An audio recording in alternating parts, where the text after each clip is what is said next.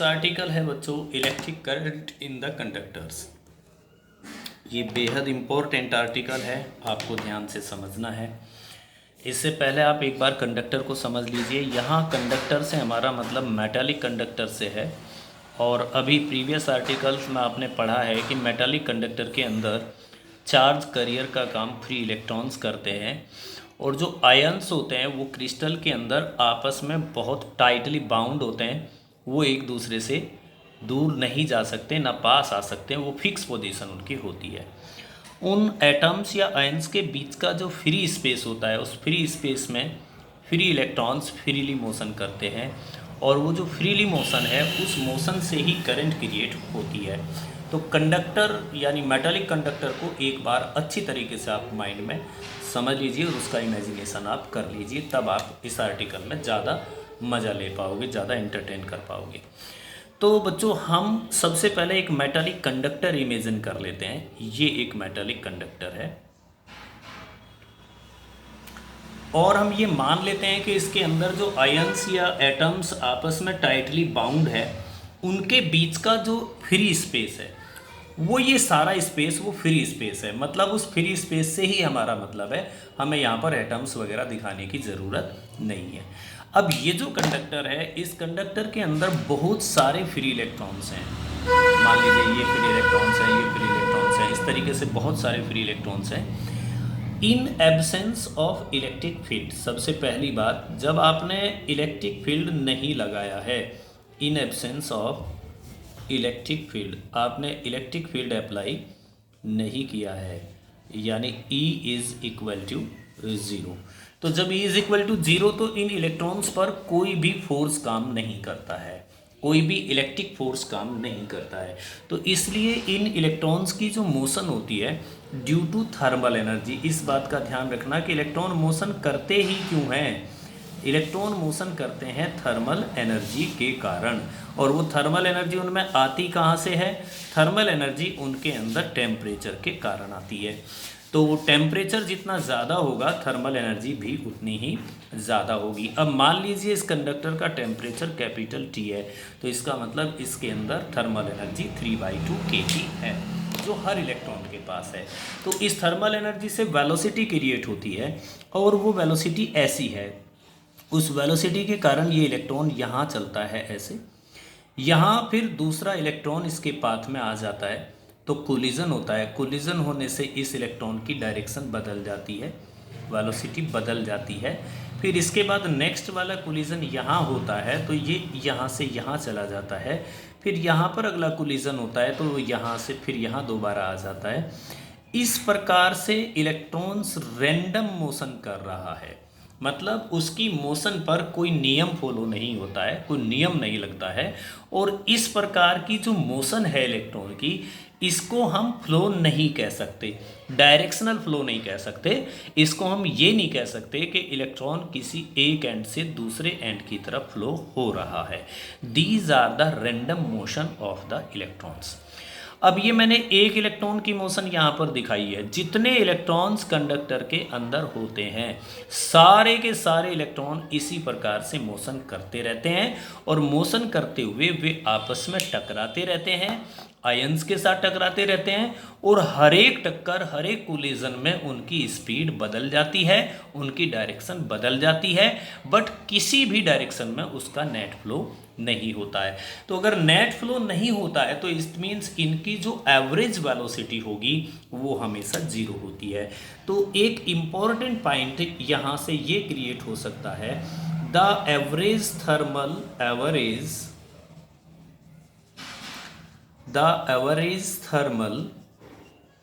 velocity of the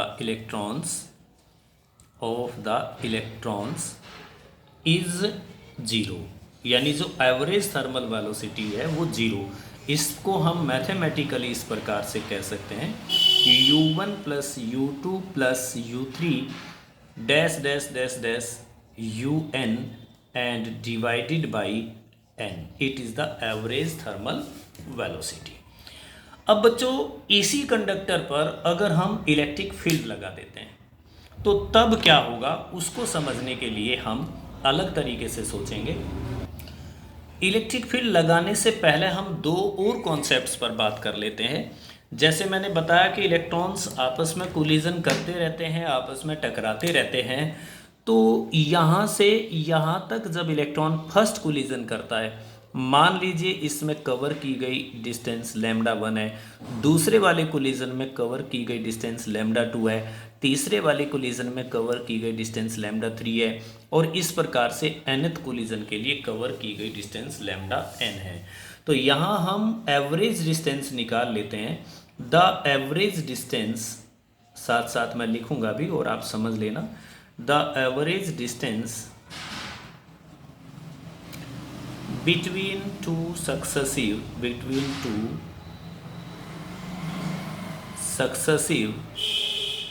collision is called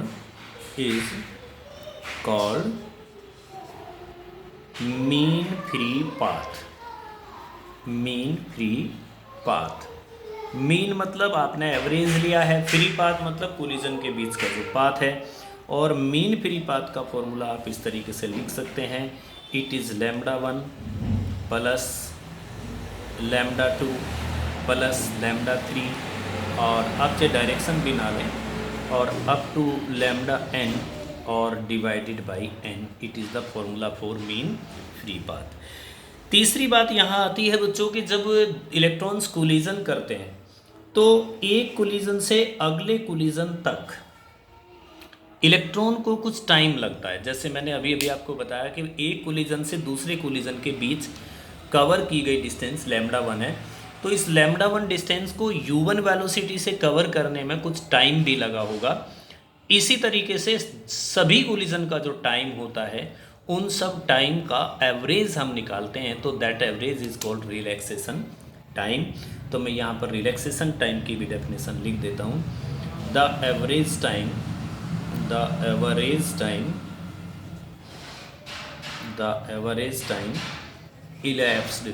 elapsed मतलब बीतना, व्यतीत करना, बिटवीन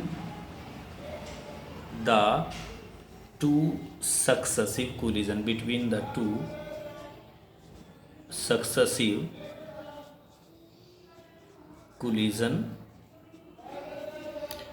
is called relaxation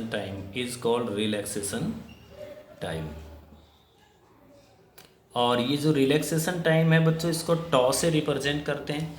और जैसा आप ऊपर देख चुके हैं तो टॉ का जो फॉर्मूला है, टॉ इज इक्वल टू आपका बनने वाला है τ1 प्लस τ2 प्लस τ3 प्लस τn और डिवाइडेड बाई n।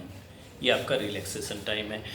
अब यहीं पर मैं एक बात और आपसे क्लियर कर दूं कि अगर हम कंडक्टर का टेम्परेचर बढ़ा देते हैं तो टेम्परेचर बढ़ाने से इलेक्ट्रॉन्स की थर्मल एनर्जी इंक्रीज़ हो जाती है, और थर्मल एनर्जी इंक्रीज होने से उनकी थर्मल स्पीड बढ़ जाती है। और अगर थर्मल स्पीड बढ़ जाती है तो ऑब्वियसली लैम्डा आपका डिक्रीज़ हो जाएगा और टॉ भी डिक्रीज़ हो जाएगा, वो जल्दी जल्दी से कोलिजन करने लगेंगे।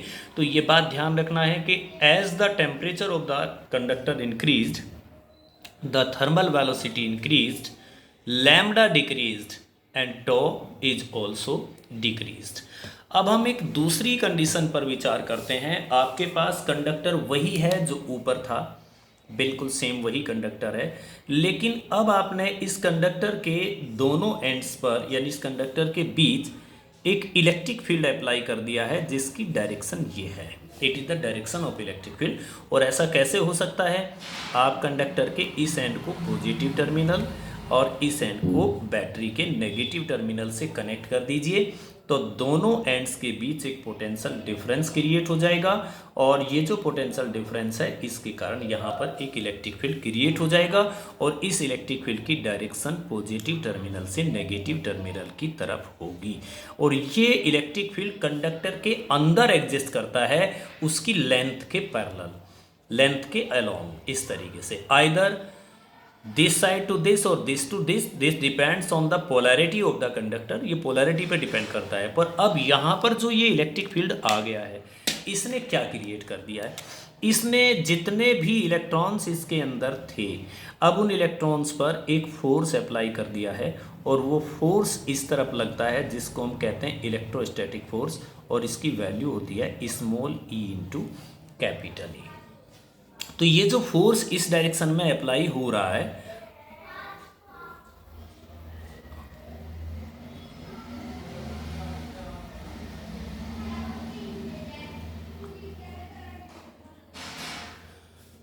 अब इस कंडक्टर के